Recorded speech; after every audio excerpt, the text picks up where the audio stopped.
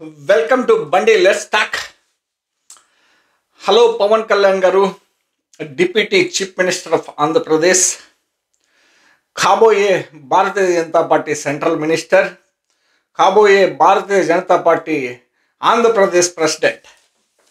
ఏంటంటే మనకి కొన్ని న్యూస్ వస్తూ ఉన్నాయి. ఈ న్యూస్ చూస్తూ ఉంటే కన్నా ఈ ఇన్ఫర్మేషన్ అంతా మీకు చెప్పాలనిపిస్తూ ఉంది. నాకు పివిఎస్ శర్మ అని చెప్పేసి ఒక ఫేమస్ ఫార్మర్ భారతీయ జనతా పార్టీ పొలిటికల్ లీడర్ ఉండేటోడా.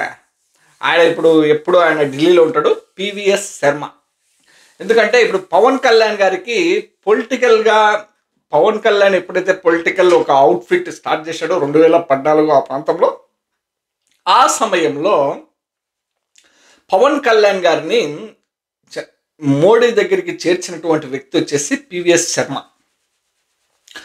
అప్పుడు ఆ టైంలో ఈయన భారతీయ జనతా పార్టీలో యాక్టివ్ పార్టిసిపెంట్గా ఉండేటోడు పివిఎస్ శర్మ. ఆ పివిఎస్ శర్మ ఇప్పుడు వచ్చేసి పవన్ కళ్యాణ్కు మేకై కూర్చున్నట్టున్నాడు. ఎందుకంటే ఈ పవన్ కళ్యాణ్ తీసుకున్నటువంటి డిసిజన్స్ కానీ తన బిహేవియర్ ఏమాత్రం కూడా PVS శర్మకు నచ్చనట్టుంది. PVS Sharma already Bharatiya Janata పార్టీకి రిజైన్ చేసి తను ఒక ఇండిపెండెంట్గా జీవనం సాగిస్తూ ఉన్నట్టున్నాడు ఢిల్లీ ప్రాంతంలో.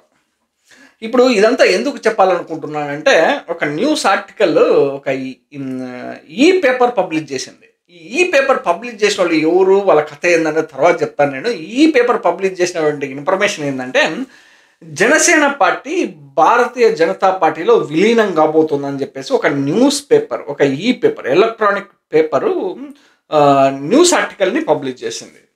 ఈ న్యూస్ ఆర్టికల్ ఏంటంటే, జనసేన పార్టీని భారతీయ జనతా పార్టీలో విలీనం కాబోతా ఉంది. సంక్రాంతి తర్వాత ముహూర్తం పెట్టబోతా ఉన్నారు. మంచి రోజు చూసుకొని జనసేన పార్టీ, జేఎస్పీ పార్టీ బీజేపీలో విలీనం అవ్వబోతుందని చెప్పి చెప్తా ఉన్నారు. కాకపోతే ఇవన్నీ దాంట్లోకి ఎందుకు ఇంత ఆజ్యం పోస్తూ ఉందంటే, ఎందుకంటే పివిఎస్ శర్మ అనే వ్యక్తి తను ట్విట్టర్లో ఒక ట్వీట్ వేశాడు. తను ఒక ఇన్ఫర్మేషన్ని పబ్లిష్ చేశాడంటే తనకు కాసింతైన ఇన్ఫర్మేషన్ ఉంటుంది బీజేపీ పార్టీ నుంచి. ఎందుకంటే తను బీజేపీ పార్టీలో సుదీర్ఘకాలం బీజేపీ పార్టీలో పనిచేశాడు. అట్ ద సేమ్ టైము తను ఢిల్లీ రెసిడెంటు. ఢిల్లీలో ఎక్కువ ఇన్ఫర్మేషన్ గ్యాదర్ చేయడానికి తనకు పాసిబిలిటీ అవుతుంది. కాబట్టి తను చెప్పే ఇన్ఫర్మేషన్కి సెన్సిటీ ఎక్కువ ఉంటుంది, మ్యాక్సిమం నమ్మడానికి పాసిబిలిటీ ఎక్కువ ఉంటుంది. మనం చూస్తూ ఉండే కానీ అదే అనిపిస్తూ ఉంది. చూస్తూ ఉంటే జనసేన పార్టీ అధినేతను చూస్తూ ఉంటే, ఎందుకంటే తను పాలిటిక్స్ చేసే పరిస్థితులు తనకు నాకైతే కనిపించట్లే. ఎందుకంటే ఒక డిప్యూటీ చీఫ్ మినిస్టర్గా ఉండి మళ్ళీ ఇప్పుడు సినిమాలు తీసుకుంటా ఉన్నాడు ఆయన. ఒక డిప్యూటీ చీఫ్ మినిస్టర్గా, ఆంధ్రప్రదేశ్కి డిప్యూటీ చీఫ్ మినిస్టర్గా ఉండి మళ్ళీ అదేదో ఓజీనో ఎల్జీనో ఏదో సినిమా తీస్తా ఉన్నాడు. నాకు ఆ సినిమా గురించి అంత ఐడియా ఉండదు. కాకపోతే తను పొద్దున్న లేచి ఎప్పుడైనా యాక్టింగ్కి పోయినప్పుడు ఆడాడ కొన్ని పిక్చర్స్ వస్తూ ఉంటే చూస్తూ ఉంటాను నేను. నాకేమనిపిస్తూ ఉందంటే, ఈయన పార్టీని తీసుకెళ్ళి భారతీయ జనతా పార్టీలో కలిపేశాడు అనుకో, ఈయన మెగాస్టార్ 2 అయ్యేటట్టున్నాడు. ఎందుకంటే మెగాస్టార్ వీళ్ళన్నా ఒకసారి పార్టీ పెట్టి ప్రజారాజ్యం పార్టీ తర్వాత కాంగ్రెస్లో కలిపాడు. ఈయన పార్టీ పెట్టినాడు జనసేన పార్టీ, తీసుకెళ్ళి బీజేపీలో కలిపేటట్టున్నాడు. ఏమి ఇద్దరికి పెద్ద తేడా లేదు. ఒకరు వచ్చేసి ఒక నేషనల్ పార్టీలో కలిపాడు, ఒక ఆయన వచ్చేసి ఒక నేషనల్ పార్టీలో కలిపినాడు. ఇవన్నీ పక్కన పెడితే ఇప్పుడు చంద్రబాబు పాలిటిక్స్ వీళ్ళకి బాగా అర్థం కానట్టున్నాయి ఇంకా ఇంతవరకు. ఇప్పుడు చంద్రబాబు ఏం చేసినాడు, రాజ్యసభ ఎన్నికలను తనకు పబ్బం గడుపుకోవడం కోసము ఒక ఎంపీ టికెట్ కూడా జనసేన పార్టీకి ఇవ్వకుండా ఒక ఎంపీ టికెట్ బీజేపీకి ఇచ్చి ఆర్ కృష్ణయ్యకి, మిగతా 2 రాజ్యసభ ఎంపీ టికెట్లు తనే తీసుకొని సింపుల్గా ఆ 3 రాజ్యసభ ఎంపీ టికెట్ల కింద కొణిదెల నాగబాబుకు మినిస్టర్ పోస్ట్ ఇస్తామని చెప్పి చెప్పినాడు. అంతే. ఎప్పుడు ఇస్తాము, ఏది పరిస్థితి, అదేమన్నా 5 ఏళ్ళ లోపల జరుగుతుందా, లేదంటే ఏమన్నా లాస్ట్ 3 నెలలు జరుగుతుందా, ఎప్పుడు జరుగుతుందా అన్నది ఎవరికి తెలియదు. ఇప్పుడు ఏమవుతుందంటే పరిస్థితి, ఇప్పుడు పవన్ కళ్యాణ్కి సమస్యగా తయారైంది. ఇప్పుడు చంద్రబాబు ఏం చెప్తున్నాడు, మనం ఎమ్మెల్సీ చేయకోకుండా మినిస్టర్ చేయలేము అంటున్నాడు చంద్రబాబు. దాని ఉద్దేశం ఏంటి, ఇప్పట్లోనే మినిస్టర్ అయ్యే పరిస్థితి లేదు నాగబాబు గారని ఇండైరెక్ట్ ఇంటిమేషన్ ఇస్తా ఉన్నాడు. ఇప్పుడు పవన్ కళ్యాణ్ పరిస్థితి ఏంటంటే, సంక్రాంతి తర్వాత తను జేఎస్పీని, జనసేన పార్టీని భారతీయ జనతా పార్టీలో విలీనం చేయాలా అనుకున్నాడు. విలీనం చేస్తే వీళ్ళకున్నటువంటి అగ్రిమెంట్ ఏంటంటే కన్నా, ఈ పివిఎస్ శర్మ ఇన్ఫర్మేషన్ ప్రకారము వీళ్ళకున్నటువంటి అగ్రిమెంట్ ఏంటంటే కన్నా, జనసేన పార్టీని విలీనం చేసి భారతీయ జనతా పార్టీకి, ఆంధ్రప్రదేశ్ భారతీయ జనతా పార్టీకి ప్రెసిడెంట్గా ఉండి అట్ ద సేమ్ టైము సెంట్రల్‌లో మినిస్టర్ అవ్వాలని చెప్పేసి తహతహలాడుతానేట్టు కనపడతా ఉంది పవన్ కళ్యాణ్ పరిస్థితి చూస్తా ఉంటే. ఎందుకంటే స్టేట్‌లో నాకు తెలిసినంత వరకు ఏ మాత్రం కూడా ఇంపార్టెన్స్ లేదు. ఊరికే జస్ట్ షో మాత్రమే నడుస్తా ఉన్నట్టుంది. ఎక్కడ కూడా తనకు గాని, తన పార్టీకి గాని పనులు జరిగేటట్టు ఎక్కడ కూడా కనిపించట్లే. మొన్న ఏదో చూసినాము. మొన్న దాదాపు 45-50 దాకా ఏదో స్టేట్‌కు సంబంధించినటువంటి కార్పొరేషన్ పొజిషన్స్‌లో దాదాపు 3 ఇచ్చినట్టున్నారు. 3 టికెట్లు ఇచ్చినట్టున్నారు 45 దాంట్లో. అట్లాంటి పరిస్థితి మధ్య తను కొనసాగుతున్నట్టున్నాడు. ఏమాత్రం కూడా పార్టీని నడిపే పరిస్థితి కనిపించట్లేదు. కాబట్టి ఎంత త్వరగా పాసిబుల్ అయితే అంత త్వరగా పార్టీని తీసుకెళ్ళి భారతీయ జనతా పార్టీలో వదిలేస్తే తను కూడా కొద్దిగా ఫ్రీ అవ్వచ్చు అని చెప్పేసి ఆలోచిస్తానట్టున్నాడు. దాంట్లో భాగంగానే తనకు ఒక సెంట్రల్ మినిస్టర్ పొజిషన్ ఇచ్చి ఆంధ్రప్రదేశ్ స్టేట్ బీజేపీ ప్రెసిడెంట్గా చేయాలని చెప్పేసి బీజేపీ కూడా అనుకుంటోంది. ఎందుకంటే బీజేపీ ఏండ్ల కొద్దీ తను ఫైట్ చేస్తా ఉన్నాడు. సౌత్ ఇండియాలో వాళ్ళకు ఒక ఫిగర్ దొరకనట్టున్నాడు. కాబట్టి పవన్ కళ్యాణ్ని వాళ్ళు యూజ్ చేసుకొని ఎదగాలని చెప్పేసి వాళ్ళు కూడా ఆశిస్తానట్టున్నారు. చూద్దాం మరి.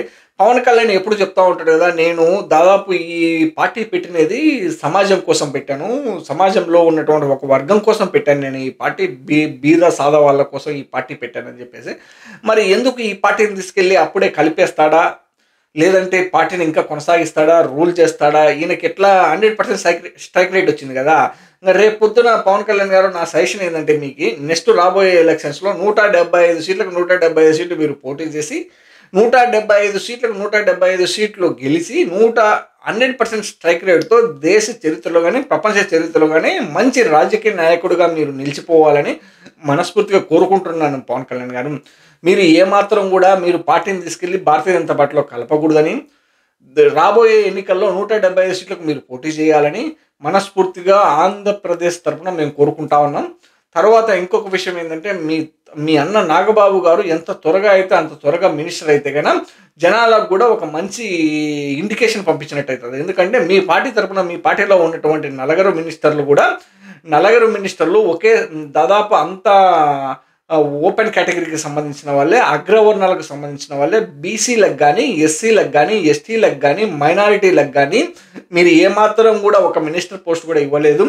మీకున్నటువంటి మొత్తం 4 మినిస్టర్లు, జనసేన పార్టీలో ఉన్నటువంటి 4 మినిస్టర్లు కూడా 3 మినిస్టర్లు వచ్చేసి కాపు సామాజిక వర్గానికి సంబంధించిన వాళ్ళు. అందులో మీరు ఒక పోస్టు, మీ అన్న ఒక పోస్టు, తర్వాత కందుల దుర్గేష్ ఒక పోస్టు తీసుకొని మూడు పోస్టులు అంటే 75% కాపు సామాజిక వర్గానికి పెట్టుకొని 25% కమ్మ సామాజిక వర్గానికి ఇచ్చి మొత్తం కమ్మ ప్లస్ కాపు పార్టీగా మీరు మిగిలిపోయినట్టే కనపడతా ఉంది మాకు. దీంట్లో ఒక ఎస్సీ మినిస్టర్ కూడా లేడు, ఒక ఎస్టీ మినిస్టర్ కూడా లేడు, ఒక మైనారిటీ మినిస్టర్ కూడా లేడు. మీరు ఎవరికి కూడా న్యాయం చేసేటట్టు కనిపించట్లేదు. కాబట్టి ఈ పార్టీని తీసుకెళ్ళి మీరు ఎంత త్వరగా అయితే అంత త్వరగా మీరు భారతీయ జనతా పార్టీలో కలిపేసినారనుకో మంచిగా ఉంటుంది. లేదంటే మీరు కానీ ఇట్లాగే కన్నా కొనసాగించినారనుకో, మీ అన్న కన్నా ఇంకా పబ్లిక్లోకి వచ్చి మీ అన్న కూడా ప్రెస్ కాన్ఫరెన్స్లు కన్నా పెడితే కన్నా మంచిగా జనాలకు ఎంటర్టైన్మెంట్ జరుగుతుంది. జాగ్రత్త పవన్ కళ్యాణ్ గారు. అట్ ద సేమ్ టైము మీరేదో ఇంకా కొన్ని దాంట్లోనే ఈ ఆర్టికల్ ఎవరైతే పబ్లిక్ చేసినారో, ఈ పబ్లిక్ చేసే వాళ్ళ ఆర్టికల్ ఎవరంటే మహానాడు ఈ పేపరా ఎవరు పబ్లిక్ చేశారు? తెలుగుదేశం పార్టీ వాళ్ళు పబ్లిక్ చేశారు.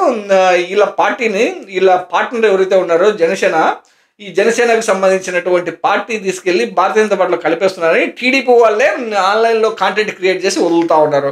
ఇంకా ఎవడు కూడా ఏం మిస్డ్, సాక్షి రాయలేదు, ఎన్టీవీ రాయలేదు, టీవీ9 రాయలేదు, కొన్ని యూట్యూబ్ ఛానల్స్ రాయలేదు. ఈ ఆర్టికల్లో ఫస్ట్ ప్రజెంట్ చేసినది, ఎలక్ట్రానిక్ కాంటెంట్ ప్రజెంట్ చేసినది మహానాడు ఈ పేపర్ మాత్రమే ప్రజెంట్ చేసింది. అంటే వీళ్ళకి ఇంటర్నల్గానే టీడీపీ పార్టీ అటాక్ చేయడం స్టార్ట్ చేసినట్టు కనపడుతూ ఉంది జనసేన పార్టీని. వీళ్ళు ఎంత త్వరగా వీళ్ళు కానీ వెళ్ళి భారతీయ జనతా పార్టీలో కలిస్తే కనుక ఇమ్మీడియట్గా వీళ్ళు భారతీయ జనతా పార్టీ అవుతున్నప్పుడు అప్పుడు భారతీయ జనతా పార్టీ బయటకు వచ్చేస్తుంది. ఎందుకంటే ఈయన చంద్రబాబు గారు చేస్తున్నటువంటి ఆ పాలన ఇప్పటికే దాదాపు 7 నెలలు దాటిపోయింది. 7 నెలలకు కానీ దాదాపు 1,00,000 కోట్లకు పైన అప్పులు తీసుకొచ్చి జనాలకు మాత్రం ఏమాత్రం కూడా డీబీటీసీ ఇవ్వకుండా, డైరెక్ట్ బెనిఫిట్ ట్రాన్స్ఫర్స్ చేయకోకుండా తను రియల్ ఎస్టేట్ చేసుకుంటున్నాడు అని చెప్పేసి ఆల్రెడీ బీజేపీకి కూడా వాళ్ళకు ఒక ఐడియా ఉన్నట్టుంది.